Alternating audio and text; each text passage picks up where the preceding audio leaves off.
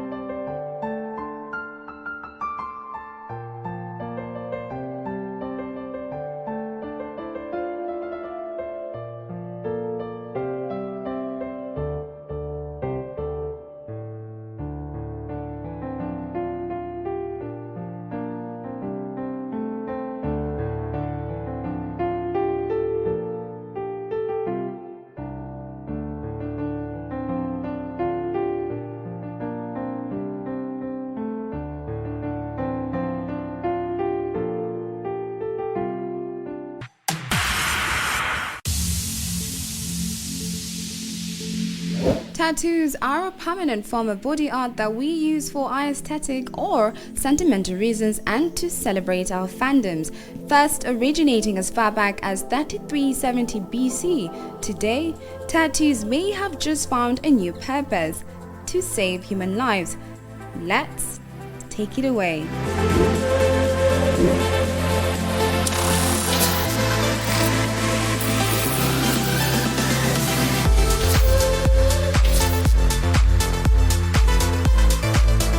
Researchers around the world are working on smart tattoos that can monitor health conditions from diabetes to cancer and track them around the clock. The tattoos could then raise the alarm when something went wrong, simply by changing color. These high-tech tattoos contain chemical dyes that react to specific biomarkers in the blood, naturally occurring molecules that increase or fall if there are potential health problems or are released when disease is present.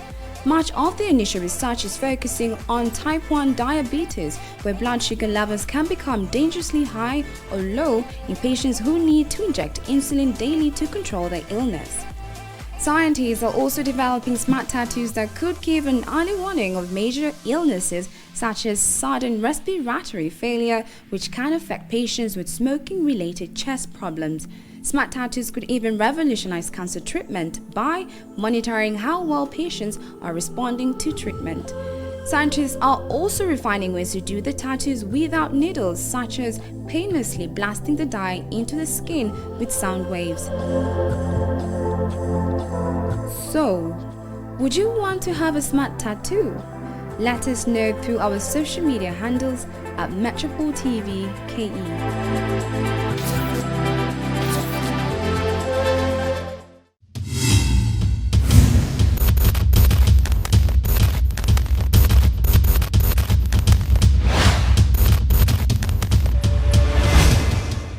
across the continent. Levels of debt are dramatically higher on the public sector now than they were 10 years ago. Within that space, it isn't so much the number of shillings themselves, but it's how much of today's tax revenue, for every 100 shillings of taxes that are collected, what proportion of that needs to be directed just to service, just the interest rate on the interest costs on the debt we have already, not to pay back the principal, but that's money that's not available to build roads or schools or hospitals. It's not available to pay doctors and nurses and others. And so across the continent, this is becoming an increasing focus. And I think there's going to be a real reckoning. We see in southern Africa, Zambia looks to be plus minus up against it. They've been asked if they were to come to the market today to borrow in dollars, they would be asked to pay more than 20% in dollars to borrow. Now that focuses the mind, right? Does this mean then that governments are going to be able to do the same things going forward as they have to date? Probably not. Where investments are being made in infrastructure, the questions that are going to be asked are going to be much fiercer. Can we demonstrate that this infrastructure project generates the increase in the size of the economy commensurate to ensure that those interest rate costs can be paid? I think some projects will pass that. Some projects will not. And I think more broadly, as government debt levels rise, the pressure on participation from the private sector, not just the private sector funding government in this space, but the private sector delivering much more on infrastructure and other bits is going to be much larger. So as I say, I've dodged a little bit the question around how many shillings are relevant here in Kenya, but the question that's being asked in Kenya is a relevant one, and it's being asked in Uganda, and it's being asked in Ghana, and it's being asked in South Africa, in Mozambique, in Mauritius, across the continent's being asked. And so I think the next 5 years are going to look quite different from the last 5 years in terms of the ability for governments to finance themselves, the pressure from taxpayers for more infrastructure, and the solutions to be able to provide services to the population that wants it, but recognizing that the fiscal space is small.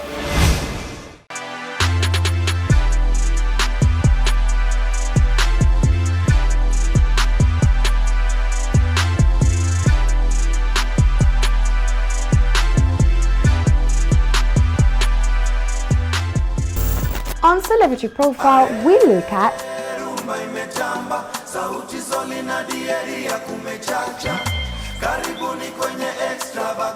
Sauti Sol. Award-winning Afro-pop group Sauti Sol was formed in Kenya the year 2005.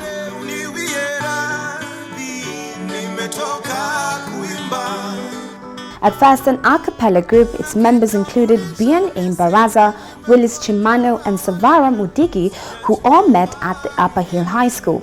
Later the group joined by guitarist Polycarp Otieno, who at the time was attending the Strathmore School at the Alliance Francaise in Nairobi. The group formed Sauti and immediately wrote their first song Mafunzo ya Dunia, which later debuted in the studio album Mwanzo, which was released on 1st November 2008.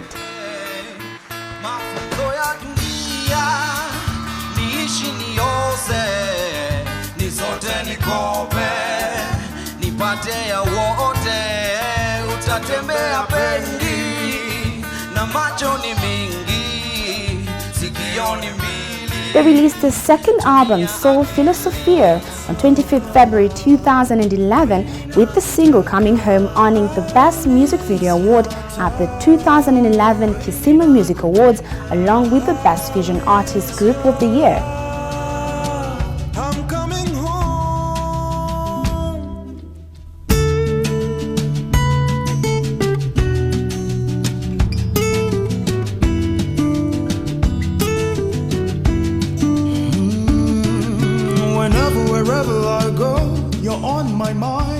In the year 2015, the band released its third studio album titled Live and Die in Africa.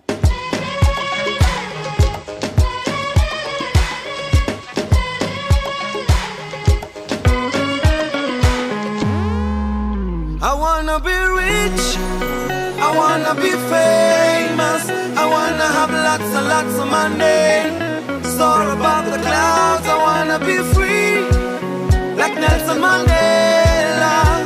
Stand tall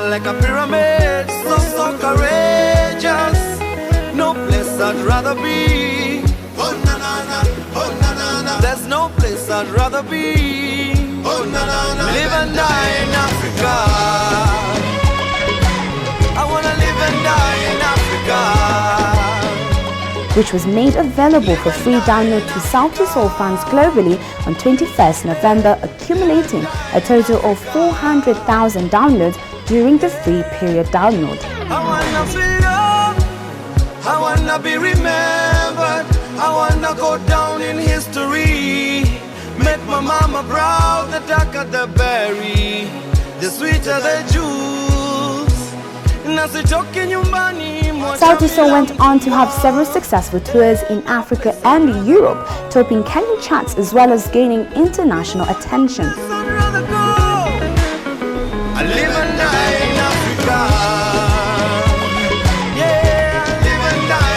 The band has also received both local and international awards with nomination on award shows such as Kisima Music Awards, Channel O Music Video Awards, MTV Europe Music Award for Best African Act and BET Awards 2015.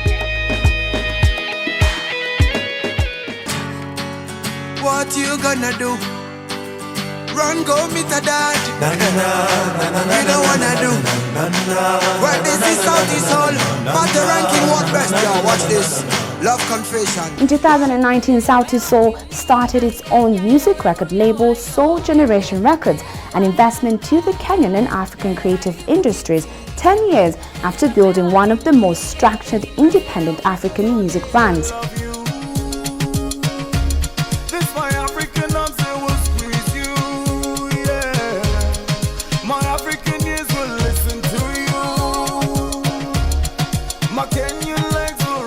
The label is a venture that seeks to mold a generation of epic songwriters, iconic live acts, and consummate musicians.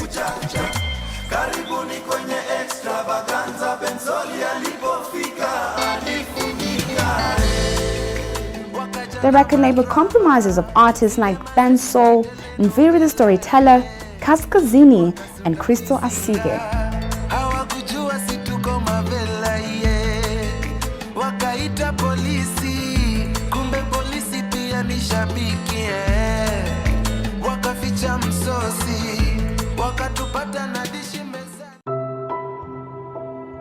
Avocado is native to the Americas, where it is divided into 3 subspecies: Mexican subtropical, Guatemalan semi-tropical, West Indian tropical.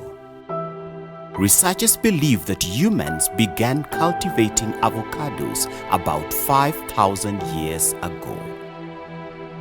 It was introduced to Kenya in 1930s by the Portuguese. It was first cultivated for commercial purposes in the 60s. Avocado is a pear oval or nearly round shaped. The skin of a ripe avocado varies in color based on the variant. It may be green, deep green, dark green, or a dark purple that appears nearly black. Avocado has over 40 variants, but in Kenya, 2 variants are commonly grown. These variants are the Hass variant, grown mainly for export market, and Fuerte variant, grown mainly for processing. These 2 variants grow about 120 trees per hectare. It is advised to space the trees with 9 meters by 9 meters for maximum yield. Plant the tree rows on an east to west orientation for maximum sunshine exposure. Avocados grow well in a warm to cool climate at an altitude of 1,500 to 2,100 meters above sea level. Avocados require 1,000 to 1,600 millimeters of rain well distributed across the year. It requires an optimum temperatures of between 15 and 24 degrees centigrade with an average 2,000 hours of sunshine a year. Avocado thrives on 1 meter of topsoil that is permeable and free draining with adequate moisture retention. The best soils should be medium sandy loam with a pH of between 5.5 to 6.5. Propagation is mainly from seeds or seedlings.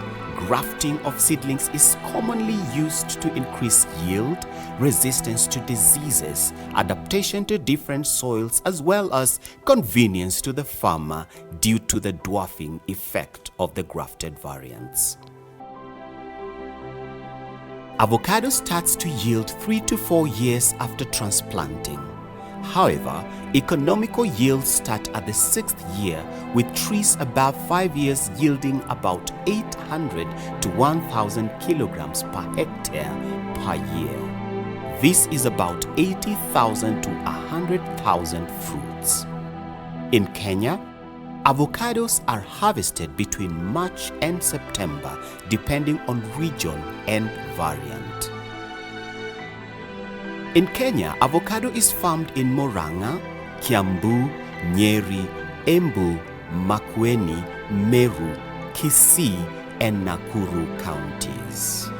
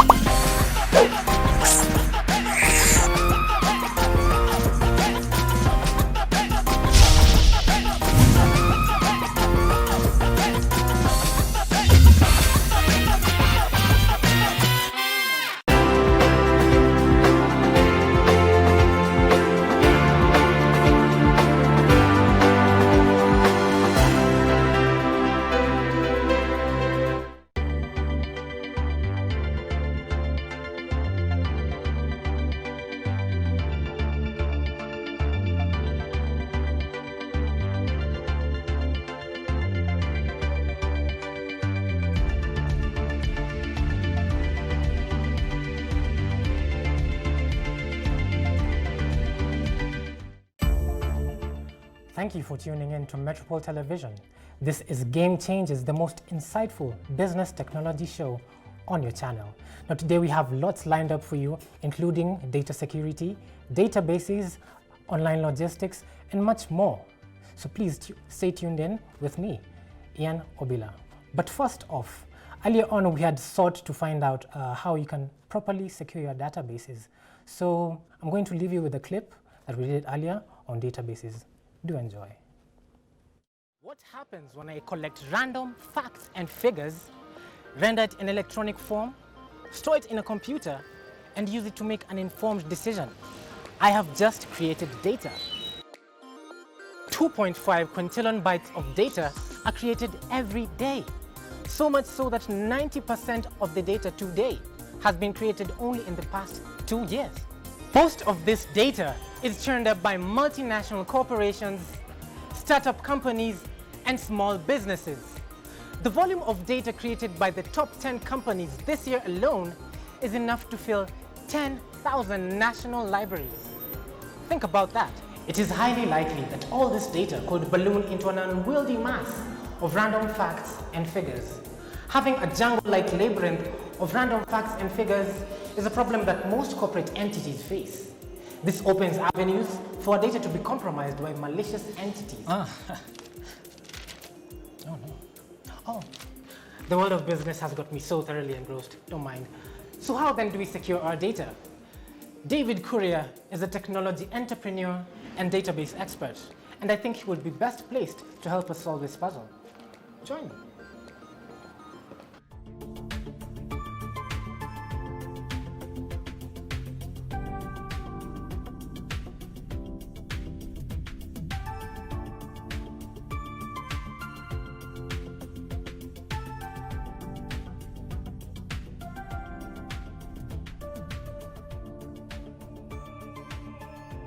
terms of equipment, for a company, you first need a special room at a certain temperature. You need a special equipment, good quality cables, good quality machines, of course. The machine, as you're speaking, it's called a server. We have rack servers, we have tower servers, differs. You need the right softwares. You have server 2018, you have server 2012. It's gonna suit and depend on the company demands. So yeah, you need special equipment for you.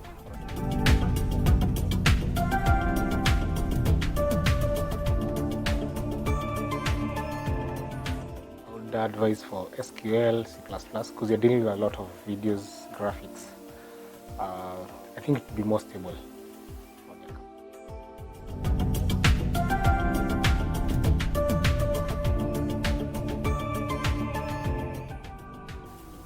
You don't need 1 terabyte to run a database. You can use as small as 30, 40, 50 GB to start running a database. It's all about how you're going to manage it. A phone normally contains a minimum of 4 to 16 GB. Yes, you can create a database on your phone, which actually nowadays is one of the most convenient devices and remote access on your database and information. Yes, it is possible.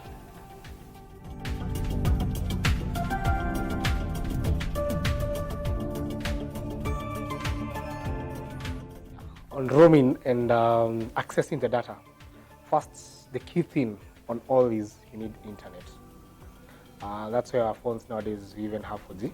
5G, which is about to be launched soon in China. You need good internet for you to access your data anywhere you are in remote, whether you're using your phone, whether you're using your tablet, whether you're using your laptop. It is possible for you to do it, but you need a very stable network.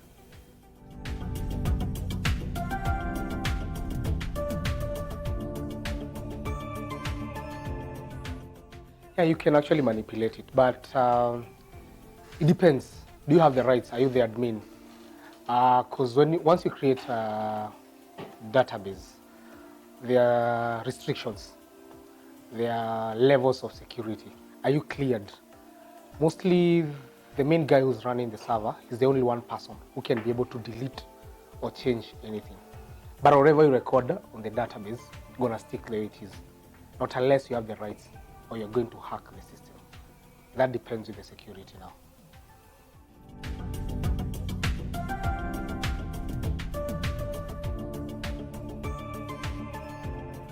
Yes, there are limits to people who can access the database.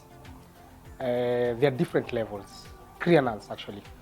It all starts with which position are you in the company. Then from there, there's a way we protect our data. We have firewalls, we have antiviruses. There are things you can't actually, as a user in a company, there are things you're not permitted to do on a computer, which is controlled by the database.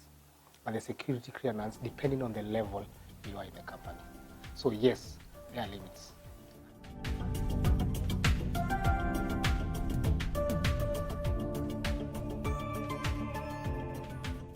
So in case someone in the company goes and corrupts the data, yes, you can corrupt the data, but they are the same way I said. We have different levels of storage in terms of data. We have the physical machine, which is the server. We have the cloud server. So even if you were to deal with the physical server, the original data is still there somewhere, closed and safe in the cloud. And still, it's going to show me the login of who logged into the system and what they did at what time. So we'll still get, yes, you can do it, but we still have the way to recover the data or get the data. And we'll actually get to know who actually logged into the system.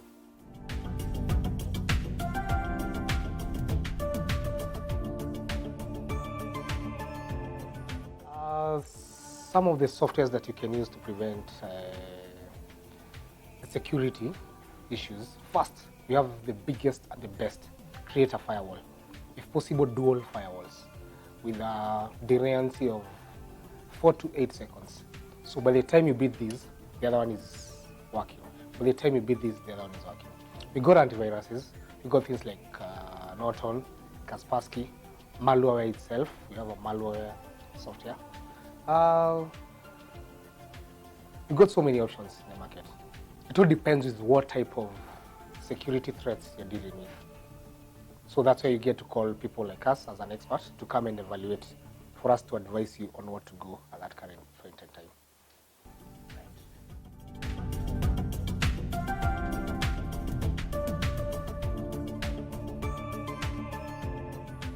We've stopped running hard drives and servers.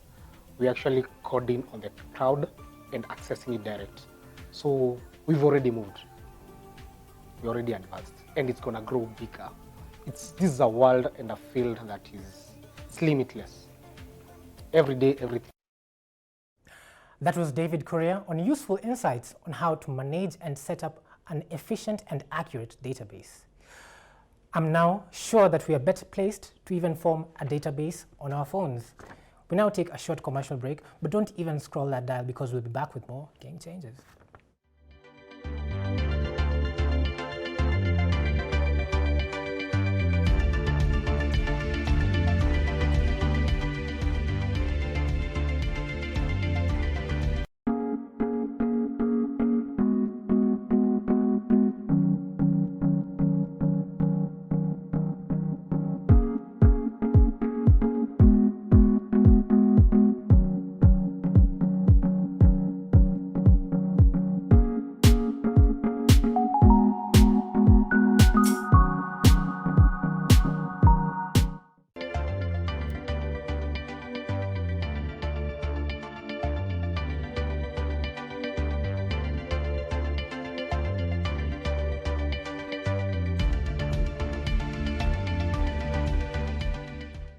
Welcome to studio, Yvonne. Thank you so much, Ian. Why don't we dive right in? So please tell us about this lovely outfit you have going on for us here. So 15 Minutes Logistics is a startup that deals with last mile delivery and third-party logistics. So basically, it tries to bridge the gap between distributors, retailers, e-commerce businesses to the end consumer. So last mile delivery is usually the most challenging part of execution. So we use cutting edge technology to be able to do that more effectively, cost efficiently, and transparently. So you're more of like a in between the providers of services and products and the people who are going to be consuming the end product, right? Yes. Do you feel like there are any other people doing the same thing that you're doing here in Kenya? Yes, of course. Right. So what was the inspiration behind you setting up this 15 Minutes Logistics? Basically, it's because like consumption from online products is it's always growing, it's constantly growing. More people are making purchase decisions on the go, like frequently, and they want it in the shortest time possible. Right. So being as a consumer myself, right, like you can see sometimes when you order something, it doesn't come on time, there's a wrong delivery, it's spilled or something like that. So we saw that and we wanted to make it more frictionless. So basically it's just to make the consumer get what they want in the shortest time possible and in the right condition. Right. So you're an online platform, I may say, right? So the online platform comes now with how we do it. Right. So yeah, so if you want to do it, so we have our app, okay, which is called Delver, DELVR. Right. So it's a fully transparent blockchain-powered logistics platform. Ah, lovely. Yeah, so it ensures for preemptive monitoring and intelligent and preemptive monitoring of orders and stuff like that. So when you get the app as a business, if you have, for example, you are a food delivery company, you want to deliver food to consumers, you want to do it in the shortest time possible. Mm-hmm. So you have our app, mm-hmm, consumers have our app, your consumer has our app. Mm-hmm. So they're able to order from the app, track their order, mm-hmm, in real time, mm-hmm, seeing where the rider is, where everything is, and they're able to get it in time. And in case of anything, you can see it real time, like this is what went wrong, this is what went wrong, and you can deal with it real time. So that's what basically we do. You leverage blockchain technology to, yes, support your application. Yeah. Don't you feel like it's a bit of a risk you're taking since blockchain is still in its infancy? And if so, if you're really confident, maybe you could explain why you chose to take that route, blockchain. I wouldn't say blockchain is in its infancy period. Right. Because I think most people are using it just because they don't know about it. And when you mention blockchain, everyone is like, what is blockchain? But basically, I think it's a contract. It's basically like, it enforces like smart contracts. That's what blockchain does.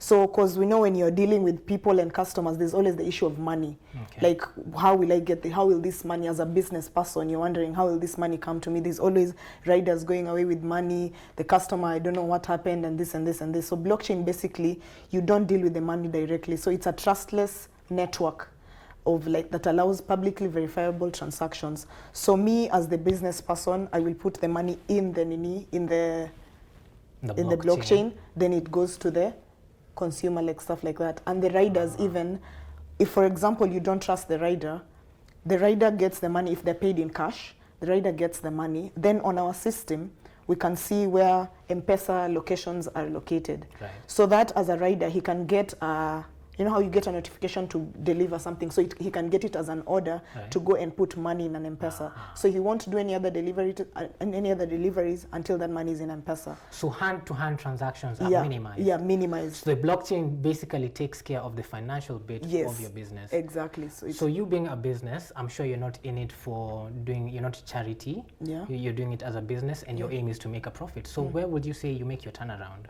Is it the consumer who gets the charges, or do you charge? I think mostly it's B2B, like business to business. So we provide it to businesses that maybe even upcoming businesses, because you know there are big players in the market, and you as a small player, you are not able to like compete with them. So with our platform, you're able to like have like you are leveling the playing field.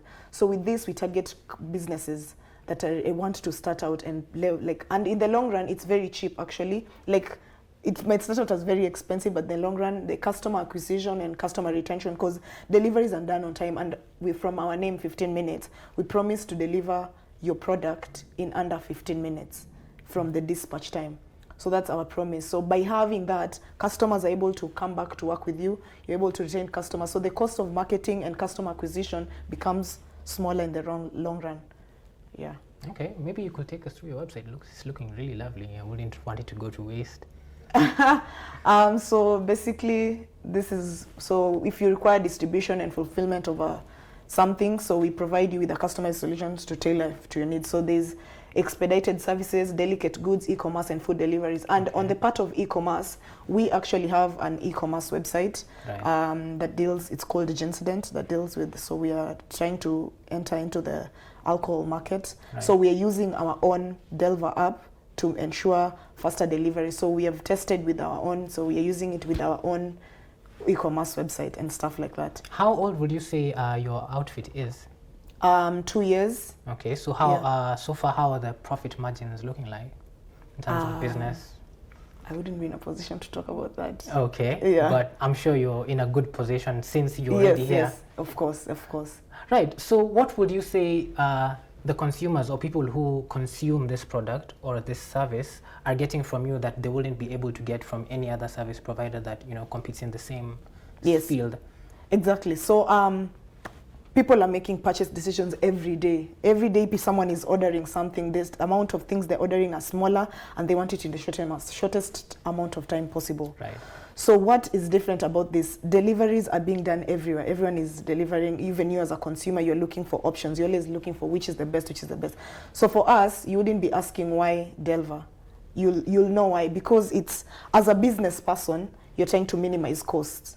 Costs come in when an order is wrong, someone cancels the order, it's spilled and stuff like that. So that's a cost that you incur as a business. But with our platform, you're able to minimize those costs because you can monitor everything and you can see how everything is being done. That's cost. Then there's also transparency with the blockchain. So it's very trustless. So like the blockchain platform can see who was at fault. Like you can, where is it? So you can provide root cause analysis of the possible factors that led to order cancellation. Okay. So you can see what happened and who is to blame. So that's transparency. Yeah. So we provide transparency. There's also efficiency. And also there's, we have, let me come here. So there's an outsourced contact center. part of businesses and effective business is customer care. Right. So good customer care is very important. So we have a dedicated contact center where like if there's any problem, they can always call, like it's on time, like it's so you deliver a very streamlined and personalized service to your consumers. Yes. Right. And that's actually, I must say, this is really innovative. I wouldn't have thought of this in 100 years myself. Yeah. So what would you say is the future of your platform or your company maybe in the next 5 years, looking forward? I think it's going to be great because there's always room for innovation and things to grow and stuff like that. Customers are always changing their trends and stuff like that. So it's a very, I think it's going to be amazing because we are going to be able to disrupt the status logistics. quo, changing the narrative. Exactly, yes. Fantastic. And that's just for the company. Yeah. What about for the e-commerce platform or electronic trading platform as a whole? What do you think is the future in the next 5 years? Like, what new things do you think will be innovated? The electronic trading, as in what do you mean? Like apps like Jumia, 15 minutes logistic, whatever sphere that you occupy, as a whole now, what do you think is the future? I think the future is, to just maintain their customers and build on their customers and to do it in very efficient ways. And by that, they need to be more innovative and of course, this is a developing country. There's always room for innovation. People are coming up with new ideas every single day. So I think with the Jumia foods and stuff like that, I think it's going to be amazing because the technology will improve every single day. An informed perspective by the project manager of 15 Minutes Logistics, Yvonne Makoha. This brings us to the end of this part of the show, but don't touch that dial because we'll be back with Tech Trends and the CEO of Ubunifu College.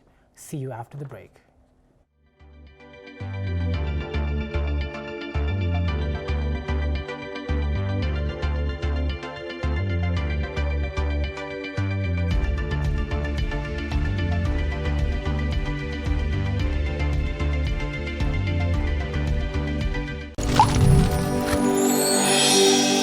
My name is Dr. Architect Daniel Manduku, the Managing Director at the Kenya Ports Authority. For factual business news, please watch Metropol TV.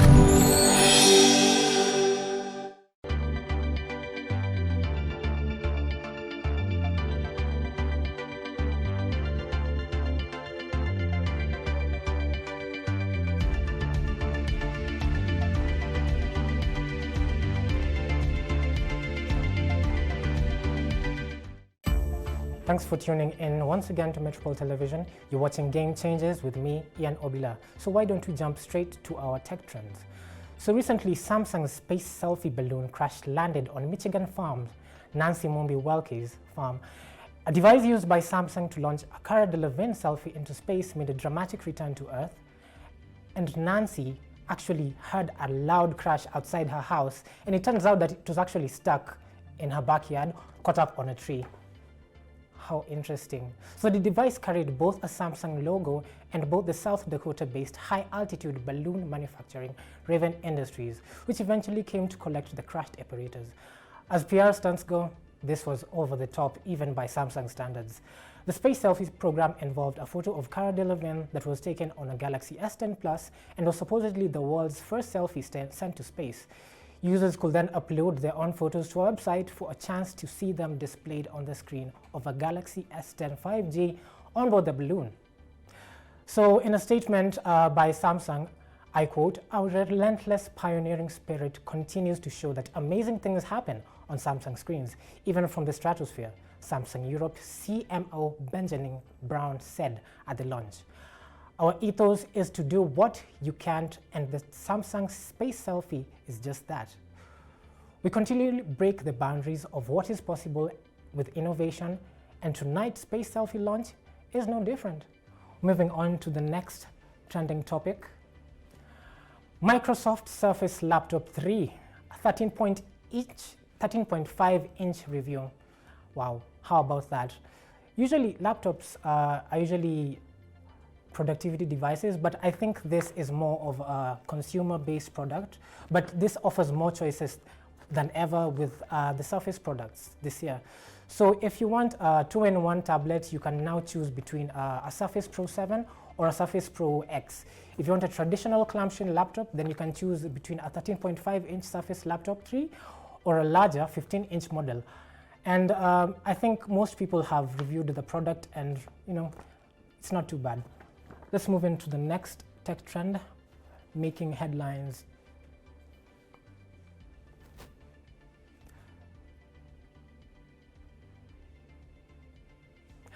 So right, the next device we're having on our tech trend is the dongle.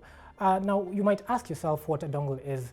I'm sure most of you understand that Netflix is now taking over the streaming and consumer market for devices or other entertainment. So as we have here, we have the device which was released about last week.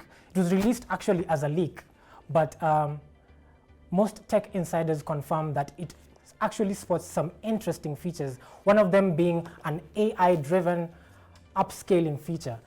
This is known as the NVIDIA Shield, and it's stylized as Shield, and it's also known as the Shield Android TV or Shield Console.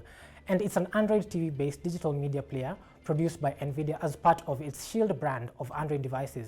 It was first released in May 2015, and the Shield is marketed by NVIDIA as a micro console, emphasizing its ability to play downloaded games and stream games from a compatible PC on a local network or via the GeForce Now subscription.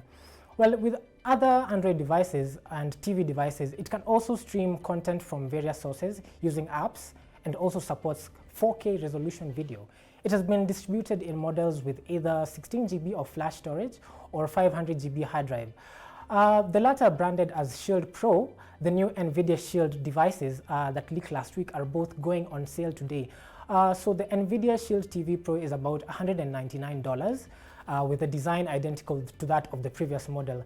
And the all-new $149 NVIDIA Shield TV both now feature Dolby Vision for the audio, and in addition HDR10 and Dolby Atmos audio that were offered by the previous Shield.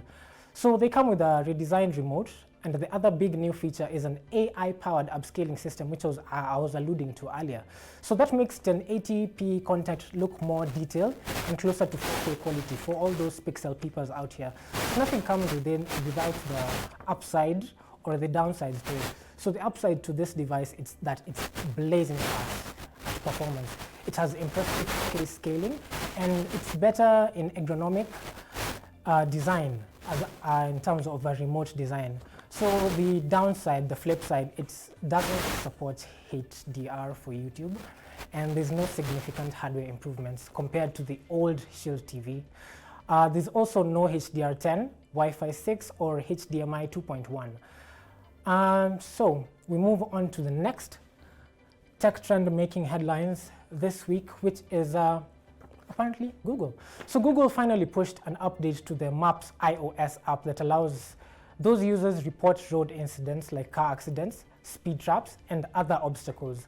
So right from the iOS app, Google introduced hazard reporting on Android earlier this year, but this is the first time that iPhone owners can actually help crowdsource traffic slowdown information on Google Maps.